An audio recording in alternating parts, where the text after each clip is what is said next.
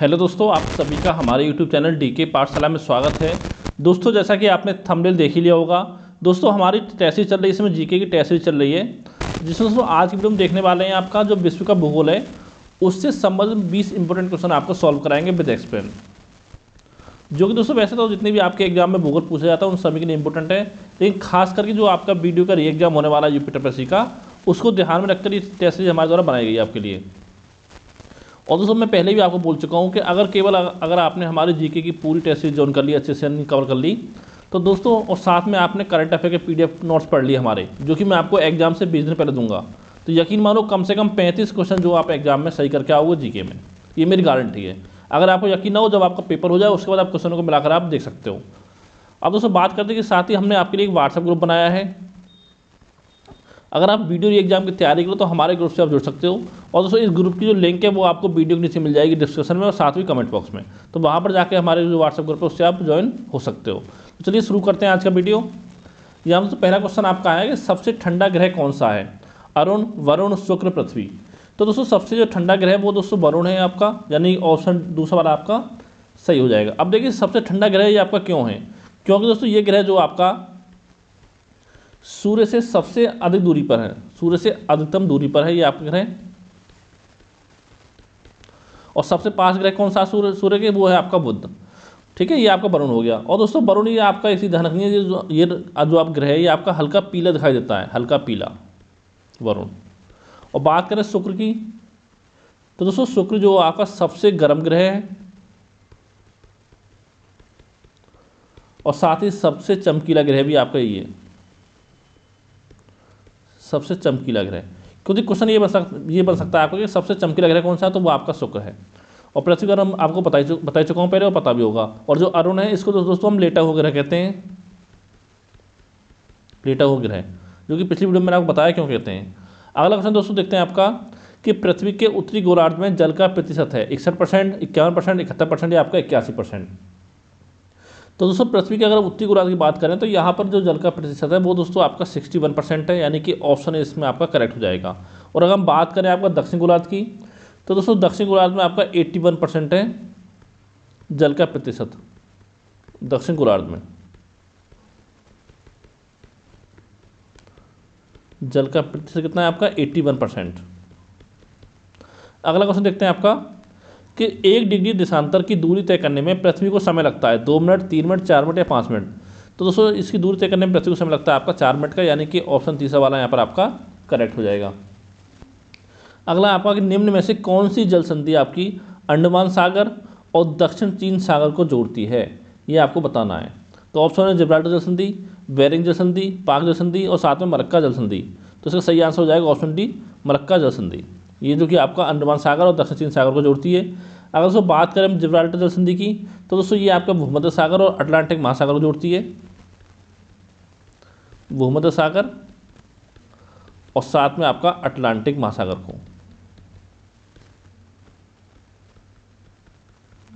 और बात की जाए आपकी बेरिंग जल संधि की, तो दोस्तों ये आपका बेरिंग सागर और साथ में चुक्सी सागर को जोड़ती है,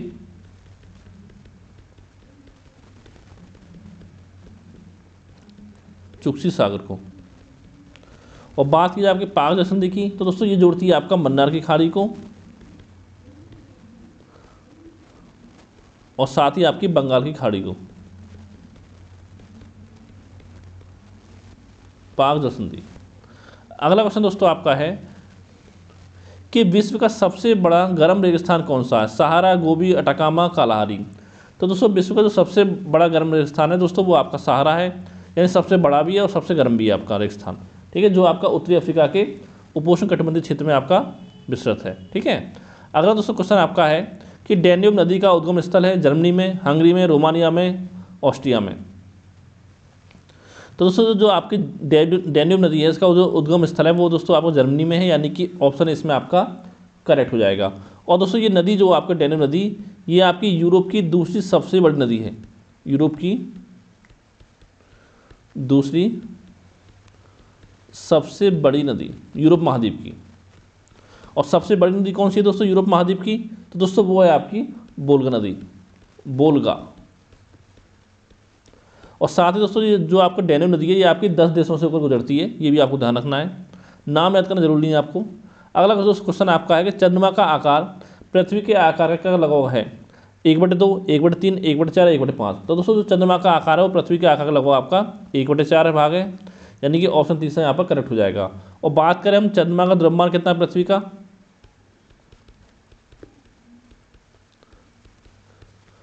तो दोस्तों ये लगभग आपका 1/81 भाग है। ठीक है। अगला दोस्तों क्वेश्चन आपका है कि धान के उत्पादन में शीर्ष देश कौन सा। धान पूछे, चावल पूछे, एक ही बात है आपकी। चीन, भारत, ब्राज़ील, अमेरिका। तो दोस्तों धान के उत्पादन में पहला राज्य जो शीर्ष राज्य है वो आपका चीन है, ऑप्शन इसमें आपका करेक्ट हो जाएगा। और दूसरे नंबर दोस्तों आपका भारत है धान के उत्पादन में।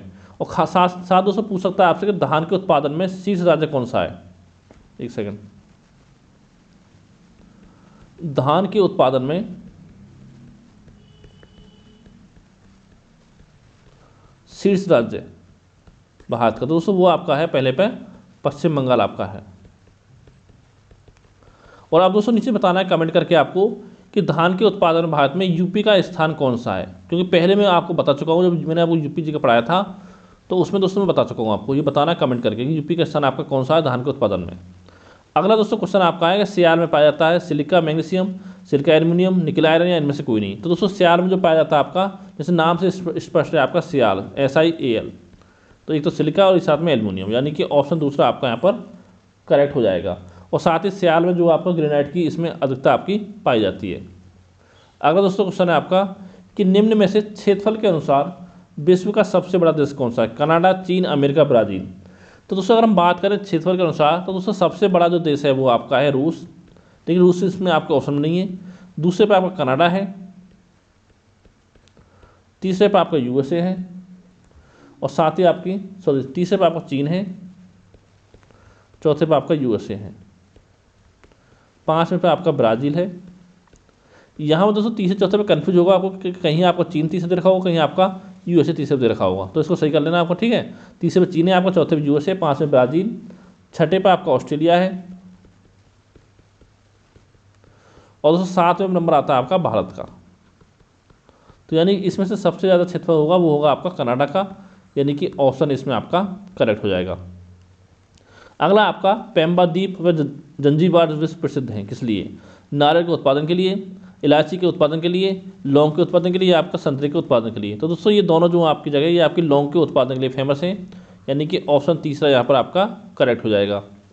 अगला क्वेश्चन दोस्तों आपका है कि विश्व की सर्वाधिक ऊंचाई पर स्थित राजधानी कौन सी है। लापाज, डबलिन, रेक्याविक या आपका बाकू। तो दोस्तों बाकू जो राजधानी दोस्तों ये आपकी अजरबैजान की राजधानी है, अजरबैजान की। रेक्याविक जो दोस्तों ये आपकी आइसलैंड की राजधानी है, और जो डबलिन है दोस्तों ये आपकी आयरलैंड की राजधानी है, और जो लापाज है दोस्तों ये आपकी बोलीविया की राजधानी है, बोलीविया की। तो दोस्तों ये चार आपकी राजधानी हो गई। अब देखिए दोस्तों यहाँ पर सर्वाधिक ऊंचाई पर जो इस राजधानी है दोस्तों वो आपकी लापाज है, जो कि बोलीविया की राजधानी, यानी ऑप्शन इसमें आपका करेक्ट हो जाएगा। और बात करें रेक्याविक की, तो दोस्तों ये जो राजधानी आपकी है विश्व की सबसे उत्तरी राजधानी है। ये क्वेश्चन भी आपसे पूछ सकता है कि विश्व की सबसे उत्तरी राजधानी जो आपकी कौन सी है, सबसे उत्तरी राजधानी। तो दोस्तों वो आपका रेक्याविक है, जो कि आपका आइसलैंड की राजधानी है।